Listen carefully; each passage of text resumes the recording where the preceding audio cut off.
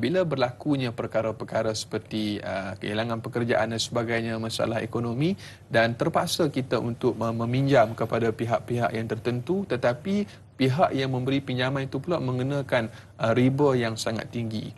Jadi apakah Islam memberikan jalan keluar kepada permasalahan seperti ini? Kalau tak pinjam, Ustaz, mungkin dah tak ada jalan lain lagi dah. Sedikit perkongsian daripada Ustaz. Baik, Allahumma hidayatan lis-shawab. Mudah-mudahan Allah bagi jalan untuk sesiapa pun yang sekarang menghadapi kesempitan ataupun sedikit lambat mendapat rezeki dari segi wang, gaji dan sebagainya. Allah buka jalan. Amin, insya-Allah. Hadirin, sebelum kita bicarakan perkara hutang tadi itu, kalau kita bicarakan tentang riba, riba itu maksudnya pertambahan. Dan dilihat dalam dua segi yang besar. Satu, pertambahan itu dari segi duyun. Duyun maksudnya hutang. Yang kedua dari segi buyuk. Buyuk maksudnya jual beli. Supaya kita jelas dahulu, kita nak tanya tadi itu apakah dia termasuk riba ataupun tidak. Satu dari segi apa? Dari segi duyun. Dan hutang tadi dia akan jadi riba kalau dalam dua keadaan. Satu yang namanya riba al-qarad. Riba al-qarad, qarad tu maksudnya hutang. Jadi kalau riba al-qarad di dalam transaction ataupun dalam bercakap sebegini, kalau tidak melibatkan bank sekalipun, kalau contohnya orang itu meminjam RM100, Lala kita bagi tahu. Lala bagi tahu. Kamu pinjam saya 100, nanti kamu bayar 150. Lala dibagi tahu tanpa sebab apa-apa. Itu namanya riba al-qarad ataupun riba al-qarad. Walhal berhutang tu boleh diizinkan di dalam Islam. Malah dalam hadis yang disebutkan orang yang bagi hutang orang lain tu, Anas, pemiutang, dia mendapat 18 kali ganda pahala daripada orang yang sedekah. Sebahagian riwayat menyatakan sahabat bertanya pada Rasulullah sallallahu alaihi wasallam, kenapa?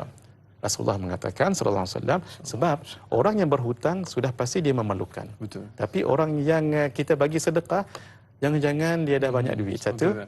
Yang kedua, dah ada orang sebelum kita bagi dia, bertambah duit dia. Baik. Yang kedua, ini tidak disebut dalam hadis. Tetapi kata ulama, sebab orang yang berhutang dengan kita, dia tu sebenarnya bawa ayak muka dia. Pasal apa? Maruah dia. Muruah ataupun maruah dia. Pasal apa dia pergi jumpa kita? Pasal apa tak online? Pasal dia tahu kita orang yang amanah. Pasal itu, kalau kita bagi hutang kat dia, pahala dia besar. Pahala kita besar. Lagu tu. Boleh. Sebab itu disebut hutang dalam Islam cuma satu je, Anas. Iaitu al-qardul hasan. Al-qarad bagi hutang yang hasan, yang baik. Hak tak baik tadi, apa dia? Pasal dia hutang kat kita ambil kelebihan pada dia.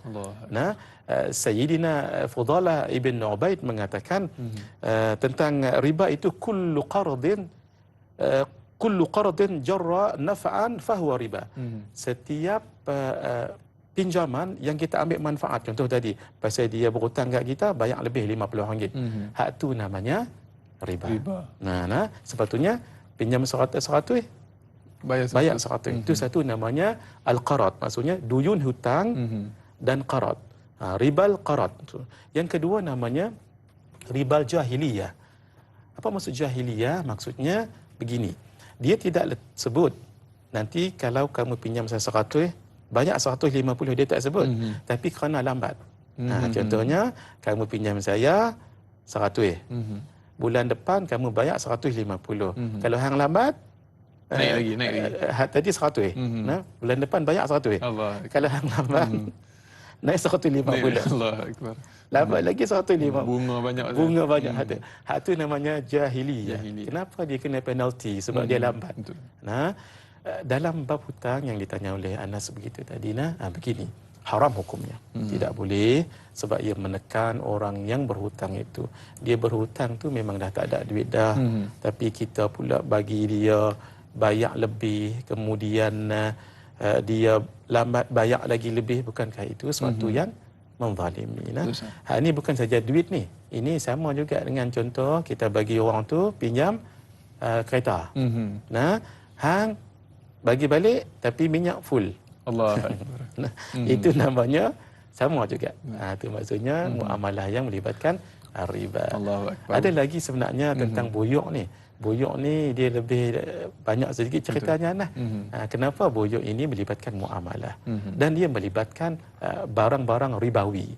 Barang-barang ribawi ni ada 6. Mai, perak, gandum, bali, tamar dengan malah dengan garam. Garam. Satu Nabi sebut az-zahabu bil-zahabi. Mah boleh kalau kita niaga dengan mah. Perak dengan perak. Kalau dalam mazhab kita Syafi'i boleh emas, boleh duit, boleh. Duit tu dikiaskan dengan naqdain, iaitu emas dengan perak. Boleh. Maksudnya kalau kita nak dengan duit, tukar duit dengan duit boleh. Walaupun duit tak sebut dalam hadis, disebut az-zahabu bil-zahabi wal fiddatu bil fiddati. Maksudnya mah boleh berniaga dengan mah. Maksudnya boleh bermuamalah dengan mah. Fiddah pun dengan fiddah. Duit tak ada pun diqiyaskan.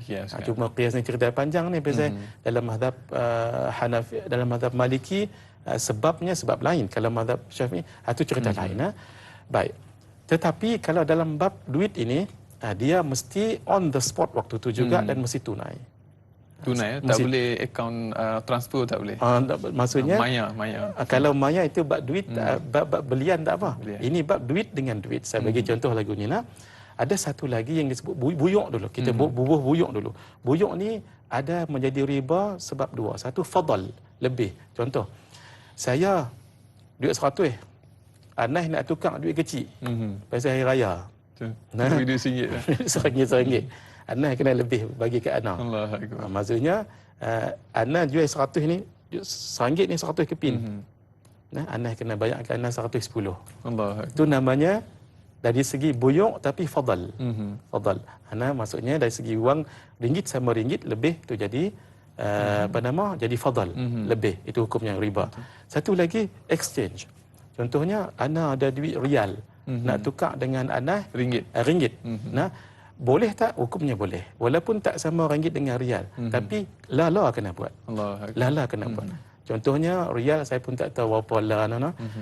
Contohlah kita ambil mudah dengan dolar lah. $1 dengan RM3 saya pun tak tahu lebih kurang. Mesti bayar lah. Mesti bayar Anas lah segera. Kalau kata tunggu saat pergi tandas, itu jadi riba yang kedua, an-nasi'ah. Dia jadi naik. Itu dia ceritanya panjang. Allah Akbar. InsyaAllah.